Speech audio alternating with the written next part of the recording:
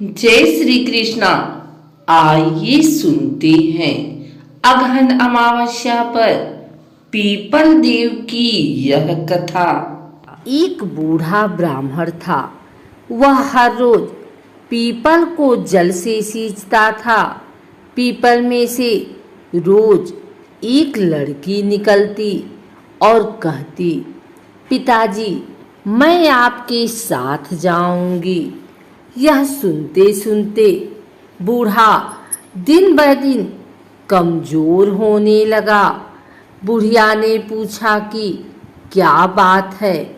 बूढ़ा बोला कि पीपल से एक लड़की निकलती है और कहती है कि वह भी मेरे साथ चलेगी। बुढ़िया बोली, कल ले आना उस लड़की को, जहाँ 6 लड़कियाँ पहले से ही हमारे घर में हैं, वहाँ 7वीं लड़की और सही। अगले दिन बूढ़ा उस लड़की को घर ले आया। घर लाने के बाद बूढ़ा आटा मांगने गया तो उसे पहले दिनों की अपेक्षा आज ज़्यादा आटा मिला। जब बुढ़िया वह आटा छानने लगी तो लड़की ने कहा कि लाओ माँ, मैं छान देती हूँ। जब वह आटा छानने बैठी तो परात भर गई। उसके बाद माँ खाना बनाने जाने लगी तो लड़की बोली कि आज रसोई मैं बनाऊंगी। तो बुढ़िया बोली कि ना, तेरे हाथ जल जाएंगे। लेकिन लड़की नहीं मानी और वह रसोई में खाना बनाने गई तो उसने तरह तरह के 36 व्यंजन बना डाले और आज सभी ने भर पेट खाना खाया। इससे पहले वह आधा पेट भूखा ही रहते थे। रात हुई तो बुढ़िया का भाई आया और कहने लगा कि दीदी मैं तो खाना खाऊंगा। बुढ़िया परेशान हो गई कि अब खाना कहाँ से लाएगी। लड़की ने पूछा कि माँ क्या बात है। उसने कहा कि तेरा मामा आया है और रोटी खाएगा, लेकिन रोटी तो सबने खा ली है, अब उसके लिए कहाँ से लाऊंगी। लड़की बोली कि मैं बना दूंगी और वह रसोई में गई और मामा के लिए 36 व्यंजन बना दिए। मामा ने भर पेट खाया और कहा भी, ऐसा खाना इससे पहले उसने कभी नहीं खाया है।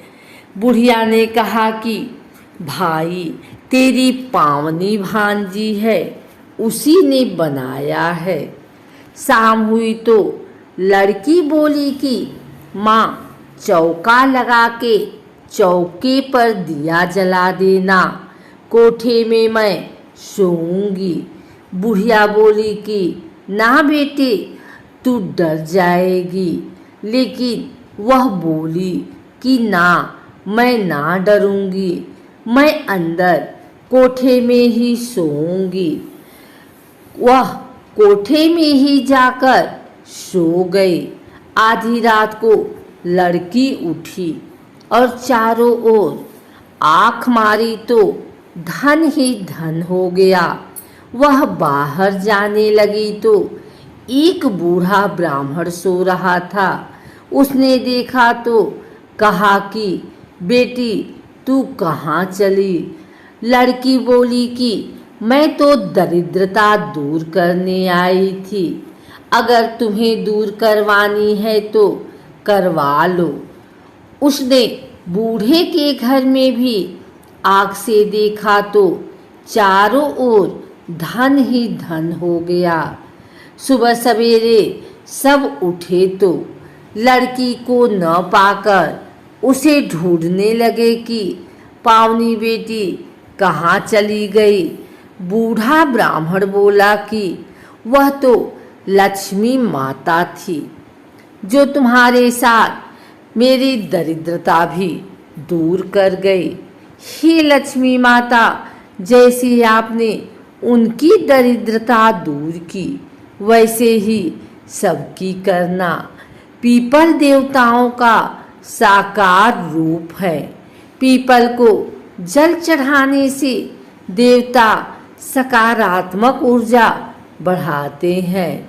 पीपल में प्राण वायु बढ़ती है एवं प्रदूषण समाप्त होता है, जो एक दैविक कर्म है। पीपल पेड़ों में सबसे श्रेष्ठ माना जाता है। यहाँ तक कि भगवान श्री कृष्ण ने गीता में सभी वृक्षों में अपने आप को पीपल का वृक्ष बताया है। साक्षात भगवान विष्णु अथवा भगवान कृष्ण का ही स्वरूप है। अगर आप भी पीपल के पेड़ में दिया जलाते हैं अथवा पीपल की पूजा करते हैं तो भगवान नारायण की कृपा से आप पर अवश्य बनी रहेगी पीपल की कृपा।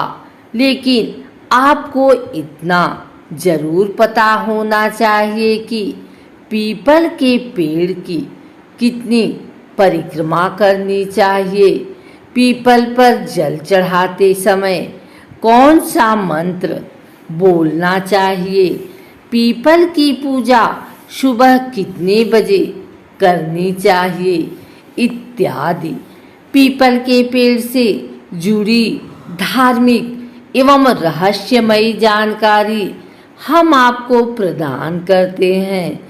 आइए सबसे पहले जानते हैं पीपल की पूजा का महत्व एवं पीपल की पूजा के फायदे।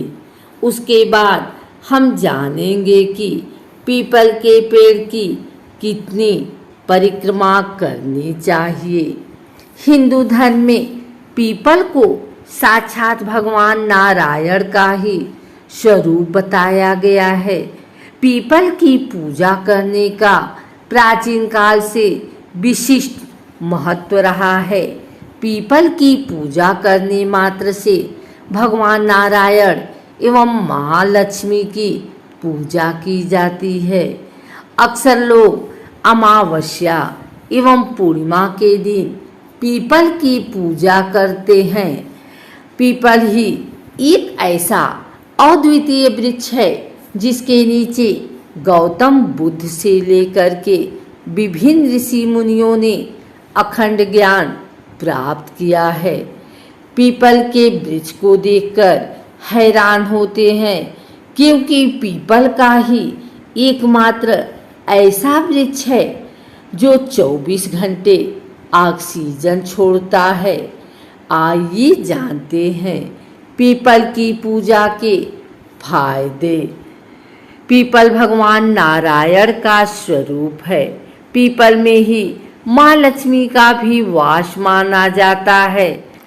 पीपल के पेड़ में जल चढ़ाने के लिए विशेष बात का ध्यान रखना चाहिए कि सूर्योदय से पहले पीपल के पेड़ में कभी भी जल न चढ़ाएं। सूर्योदय से पहले पीपल का पेड़ देखना भी नहीं चाहिए और ना ही पीपल के पेड़ के पास जाना चाहिए। जब सूरज उग जाता है उसके बाद ही पीपल के पेड़ में जल चढ़ाना चाहिए। ऐसा शास्त्रों में उल्लेख पाया जाता है।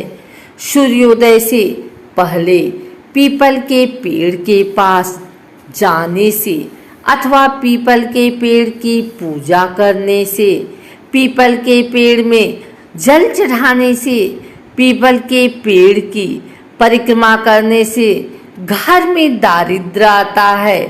अतः सूर्योदय के बाद ही पीपल के पेड़ में जल चढ़ाना चाहिए।